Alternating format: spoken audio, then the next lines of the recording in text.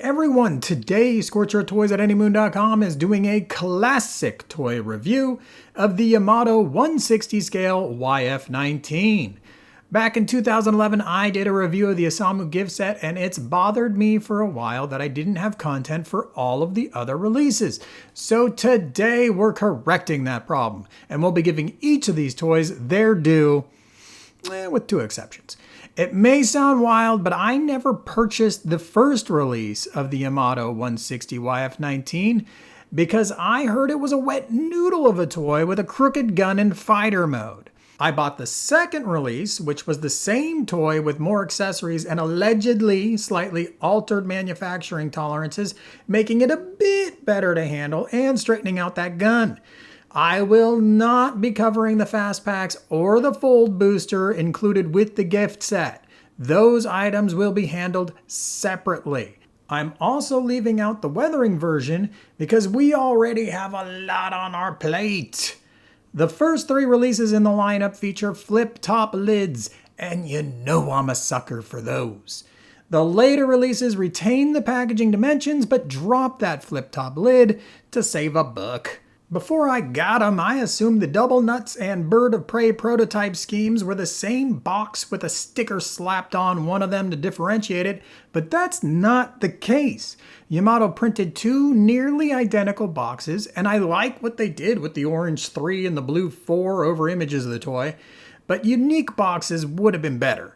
To help you feel comfortable you weren't accidentally buying an original release, the later reissue of the Osamu version has a unique box. Packaging costs were further kept down on the later reissues by dropping the printing on the interior trays and instead leaving everything as plain white cardboard. All toys come with the YF-19 as well as a pilot figure, a gun, replacement ABS plastic front canards. The POM plastic canards already installed on the toy do not accept paint very well, so Yamato gave us these ones as an option for customizers. Two display stand adapters, one for Fighter or Garowalk, the other for Battroid. These could be used with the sold separately Yamato launch arm display stand. Stickers and instructions were also smuggled behind the tray in Yamato's typical fashion. When you first pull the toy out of the box, you're going to want to immediately deploy one of the gimmicks, and that is there is a cavity filler tucked up inside the head. And what you do is you just bring this laser forward, and that gives you a little fingernail hold that you can then pull and get that thing as far extended as you can. And then from there, what you're going to want to do is bring the head back so that it sort of tucks this neck piece up against the front, and then just bring that laser down, and that's how that area should look. And then if we look at the front of the toy, we have the intake fan covers. Just get a fingernail in up at the top and pull down, and that will expose your intake fan. When you first open your toy, it will have the POM plastic canards installed. If you've got a 25th anniversary toy, you'll have these optional ABS versions that have the gold piping on them that I think is pretty attractive. If you would like to install that, you could see there's a bit of an L shape at the end of the canard. So what you gotta do is kind of pull free and then bring it upwards, kind of over like this, all right? And then take your new one, and you're going to put it in, and you're going to do kind of the opposite thing, and there you go. Now you've got the gold piping. These toys feature anime-accurate opening cockpits where the front of the cockpit swings open like that, and the back like so. Now it's a little clunky in how it works because in order for this to swing forward, you basically have to pull it all the way out or bring the tip of the nose down a little bit. But still, points for trying to get that feature, and I appreciate that. Our pilot figures are very thick. What I thought was a really nice touch, the non-canon versions get a different paint scheme for the pilot figure, so it's not just like a Samu came with everybody. While we're looking in the cockpit, Maybe you could see inside there, there's actually a cluster that's painted on to the cockpit, which is a nice little touch to have. Fitting the pilot in, I'm gonna go ahead and remove this, but fitting the pilot in can be very, very difficult because it is so thick. This one's really gummy. Some of my other pilot figures are a little stiffer. And so when I go to put him in, I can just kind of squeeze him into position. He's gonna lock right into place because he's so thick for that cockpit. And then we're gonna place this back on and then bring our nose cone back up and you are good to go. Do you have a Yamato launch arm or equivalent display stand and want to use the included fighter mode adapter? Well, take your toy, pull the crotch piece up just a little bit, and then it just slides on there like so. Now this gets a little tricky because as we get forward, it's going to want to stop on you. And honestly, you probably could stop right here, but you're supposed to keep going until it hits that stopper on the back. To install the included gun, you're going to want to take the shield off the back. So just pop this piece off and then install the lower hole on the gun. And you're just gonna get that in between and then apply a little pressure from either side. And now you can see we've got the gun in place and we got that display stand adapter on there. Flipping the toy over, put this piece back on. And now we need to adjust our toy. So there's little locks in there and you can see we have tabs on the side. I'm not gonna get too good with it here. Let's get the head back down, laser out, and now we can just put the toy on the display stand. So we got that gun installed, but it doesn't look right. Is it shooting itself in the crotch right now? That's not good. We can't have that happening. The gun is too darned small. It needs to come out to about midway on the crotch for it to be anime accurate. You could tell they undersized it to make it fit into this cavity, and the end result still isn't good. So that's one of the bummers. The toy has integrated landing gear. You can see we get a little finger hole notch where we could pull that door open. Inside the bay is nicely painted white, and we have another little finger hook area where we can pull this landing gear out. I find it's a little easier to find a pry tool and use that to bring the landing gear out. Once it's this far out, we can then camber it outward, which is a very nice effect. We also have a front landing gear bay. We have two doors that open, and this is pre when we had sliding doors, right? They're all pretty much basic hinges. We have a tow bar. We can grab that, bring this all forward. Now, a common problem on these YF-19 toys is that that tow bar is completely loose and you'll go to put the toy down and it'll stand on the tow bar. It's not a big deal, just something to look out for when you put your toy on those landing gear.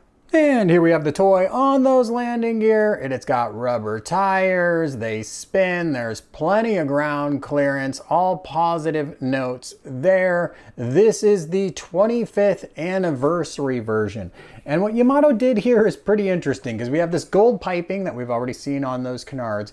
And by the way, if you do use the black all plastic canards, you have stickers that you can apply to make it kind of look like those gold piping. This has a lot of stencil work on it that says 25th anniversary. It's high contrast, which makes the decision that Yamato went with where this would be sort of a low vis version of the vehicle interesting. We get gray UN spacey kites on the sticker sheet. And then there's little details like the intake fan here, all silver. But if it's on a toy like this, any of the other ones really, the intake fan is gold. So that's an interesting little twist, unique to this paint scheme.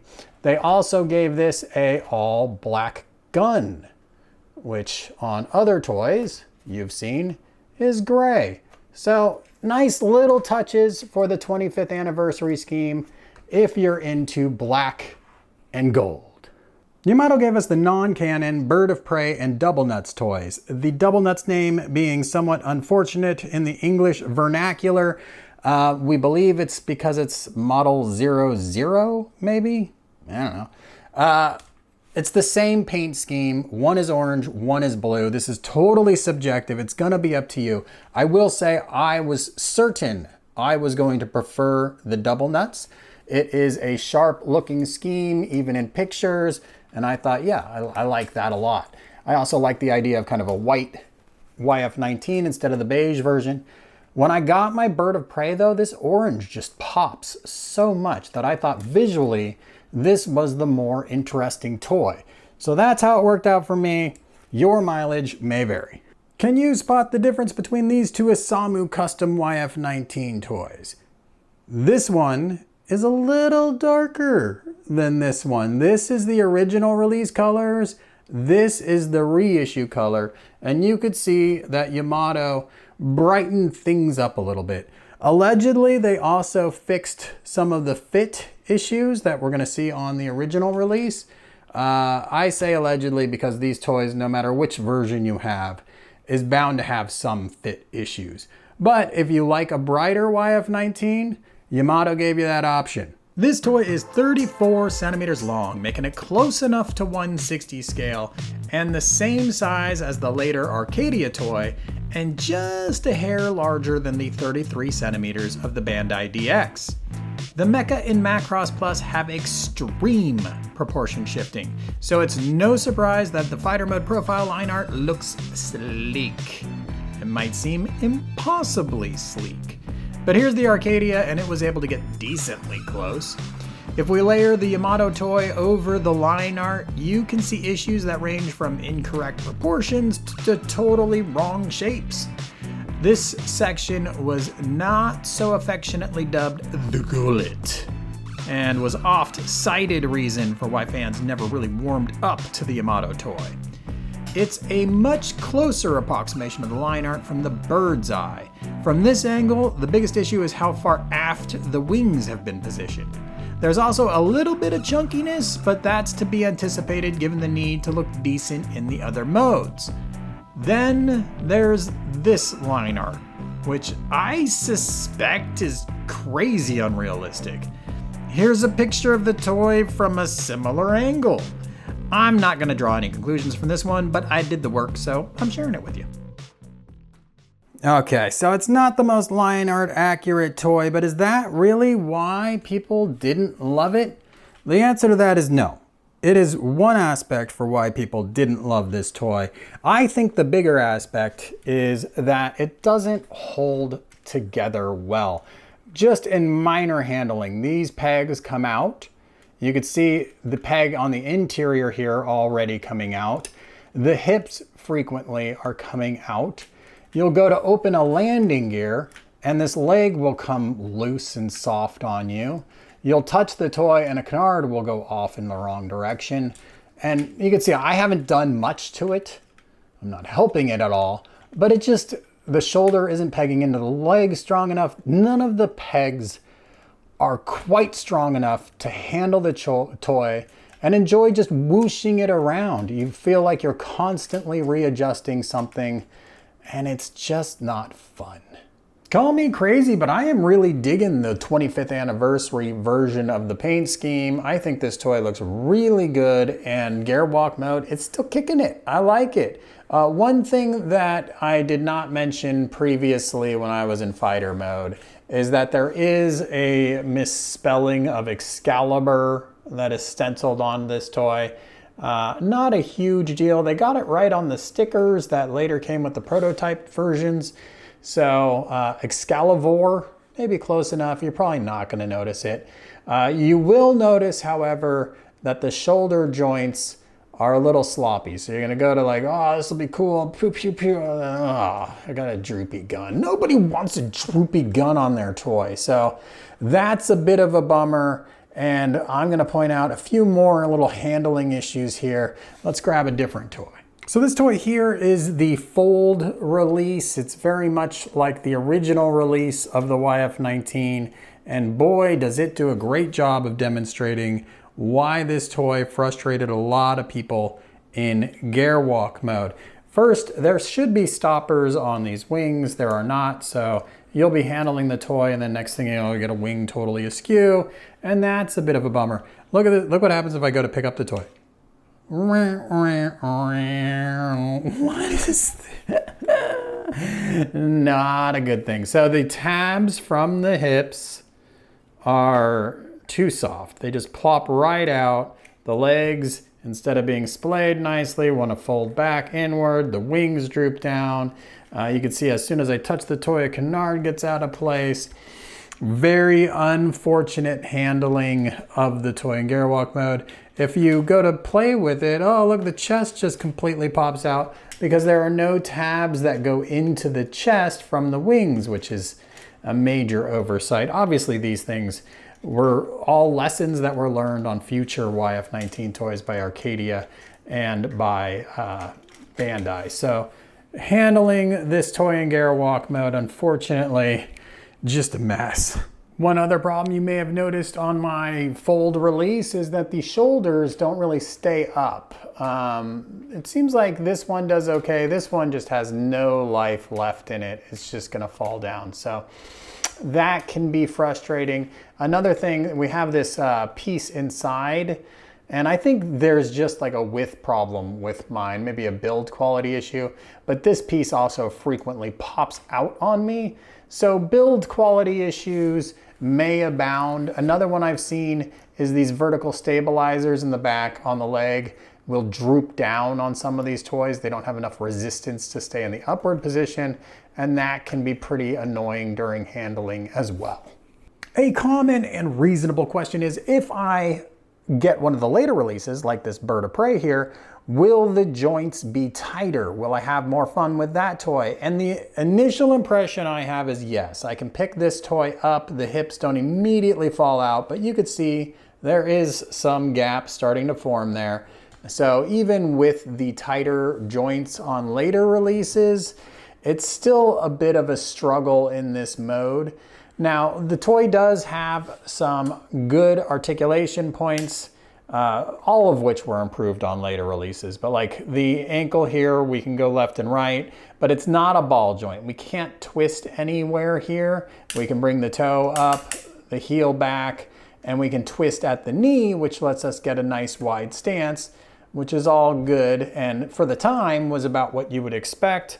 These days, we obviously expect quite a bit more. The gear walk joint comes down this far. There is that extension in the leg that lets you get this nice aggressive sweep. So all of those things were pretty good for the time when this toy came out and have been improved upon quite a bit since. The same adapter for fighter mode works for gear walk mode, but gear walk mode introduces a new problem. And that's because we have those hips which don't peg in securely into this center area. And because of that, they want to start drooping on you, especially when the toy is really only supported by that center area. So if your toy is loose, these guys are going to start drooping down on you, and it looks pretty silly. So if you're really hoping to use a display stand, gear walk mode is probably not going to be the best for you. Here we have the original color, here we have the reissue color. Again, a little bit brighter on that side. If you're wondering why I'm not showing you how to transform this toy to Battroid mode, I have separate transformation guides. I highly encourage you to check them out so you can see all of the engineering. Now, when I get to Battroid mode, I'm usually frustrated immediately by this toy's inclination to fall backwards. This is straight up and down. As I handle the toy though, it wants to droop backwards. Now it doesn't topple over, but since the feet just have these individual ratchets in different positions that are pretty steep, you can't use that as a fine adjustment. The other thing you're gonna notice here is that this little tooth that goes into the nose cone doesn't fit securely at all. So as soon as we start handling this toy, the whole chest just disassembles on you, and it is a sloppy mess. Now you do have a little extension at the hips, which can be helpful because it allows you to get a twist on the legs, which can help nullify that falling backwards. Maybe not a whole lot. But one problem you do run into is you've got these canards up top, And if you go to move the leg, there's a good chance you're going to run into that canard. So you're going to have to angle around the canards, and that, again, the extension helps you accomplish that. Let's do a quick articulation breakdown. The head can spin all the way around. It can look up, it can look down. It is not a ball joint. It cannot cock in either direction. The head laser can go up and down also. The shoulder is a swivel that goes all the way around, and you've already seen that it's a little bit loose when it's holding a gun or has the shield. It might just drift back down on you. You can see inside we have a pivot that allows the arm to come out away from the body. There's this bicep sleeve that also enables this angle for transformation here. We can cover that up, and then we have an elbow joint, which is going to allow you to get 90 degrees, maybe a little more than 90 degrees of ratcheted movement. While this toy does not have a waist, it does have the ability to pivot the arm back. It's a transformation mechanism, but I find it makes for a really convincing twist and lets you get some aggressive poses. The hand can swivel around on its peg. There's a wrist and fingers, but no real knuckles involved. We've already seen that the hip has this in and out ability, plus the ability to come way forward, and if you get past the canard, way up this way as well. There is a small amount of ability to bring the hips outward as well, but you have to watch out because there's extensions inside the hips that let you do this, and if you go too far, the leg's just gonna pop right off on you. Removing the leg is actually beneficial for showing these next articulation points. We have a Garawalk joint here, so if you don't want to bring the leg forward and risk hitting those canards up here, you just use that Garawalk joint. We also have 90 degrees of knee motion, and you might be thinking, hey, but what if we extend the knee out? Well, it's still just 90 degrees of knee motion. We've gone over the ankle already, but I did want to point out this is my toy where the stabilizers in the back don't really stay up very well. And what I'll usually do is just put a little piece of paper in there to hold it in that upward position. And our final points of articulation, we have the knee twist, which you saw in Garawalk mode, and that's gonna sometimes help you keep this toy from seeming like it wants to fall backwards. Just twist those legs out a little bit. And then of course we have these wing roots, I'm gonna call them, where the wing can pivot outward and then up or down. This can get loose over time. You might find some toys with droopy wings, but on mine, they're all holding up, even on that fold edition, so hasn't been a problem I've encountered yet. As you handle the toy, these things are gonna look all screwy, and your last thing for any cool pose is gonna get them back into the position that you think looks best. Of all the toys you're watching in this review today, the full drive toy has been handled the most. This 25th anniversary toy, handled much less, is gonna handle its poses a lot better. The joints are a little stiffer. Now, one word of warning for the 25th anniversary toy. You should switch to the black canards on your way to Battroid mode. In my original photo shoot, did not do that, and I ended up scraping off some of the gold piping as I went to move the hip. So that was very unfortunate. Don't follow in my footsteps. Protect yourself by switching those out.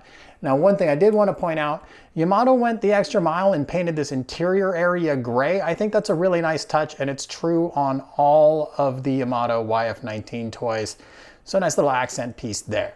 Hey, but what about that weird face feature that every toy manufacturer seems compelled to include? Well, yeah, Yamato included it too, and let's go ahead and pop off the head. The crown of the visor can be lifted up. Then this green piece comes off also, exposing the frightening facial details. To use your launch arm display stand in Battroid mode, you're going to grab the Battroid mode adapter. If you have the black toy, it is a black part, which is a nice little touch. For everybody else, we have this gray version, and what you're going to do is grab the Battroid mode toy, flip it over, and just peg in these two pegs on the bottom, and it clips into place like so, and then you just plop the toy right on the display stand, and your shield might fall off, and it might look terrible until you adjust it a little bit. There you go. Now your toy is hovering. We've gone over how loose some of the joints are, and if you're gonna use the display stand, you're gonna run into problems with that. Like if I bring this leg up, it's just gonna fall back down. If I bring this arm up, well, it's not doing too bad, but you can see there are definitely some loose joint issues that are gonna inhibit your fun on the display stand. Now, a lot of people ask about metal content on toys, and there really isn't much to speak of. On this toy, the metal content is interior, really in this hip assembly. You can see a little bit of metal right there, but that's the only obvious metal I've been able to find. And the toy weighs only 320 grams, so I suspect there isn't much tucked in there anywhere else. Metal content was definitely something that increased on later YF-19 toys. All right, so maybe they're not the best handling toys, but do they look good? I think for the most part they do. They are not, of course, the best representation of the line art. We've had DX toys, we've had the Arcadia toy since then. Here you see in Battroid mode, it's a little lanky looking, but even the Arcadia toy, which is much better. Look at the leg thickness on that Arcadia toy. Lots of problems just with this design getting to the final Battroid mode. That Arcadia toy, look at the hips waist region, that's totally weird compared to the line art. You can move those hips downward and it looks a lot better in comparison to the line art. Makes the toy taller, which is actually also better for the scaling. But ultimately, you know, it's just, this is a bag full of compromises no matter which flavor of YF-19 you grab. But they all did get better over time and they handle better. So, you know, your utility for going out and grabbing a Yamato at this point, pretty limited. It's more of a historical footnote. There are these paint schemes that are specific only to these Yamato toys and will never appear as an Arcadia or a DX. So that might make it worth your while. Otherwise, you are now totally informed. And hopefully you found this super helpful and you're like, hey, why haven't I subscribed yet? I'm gonna do that now. And I'm gonna click a thumbs up and leave this guy a comment about things I liked and didn't like about this video. And I appreciate all of those things and I look forward to hearing from you next time. Thanks, everybody.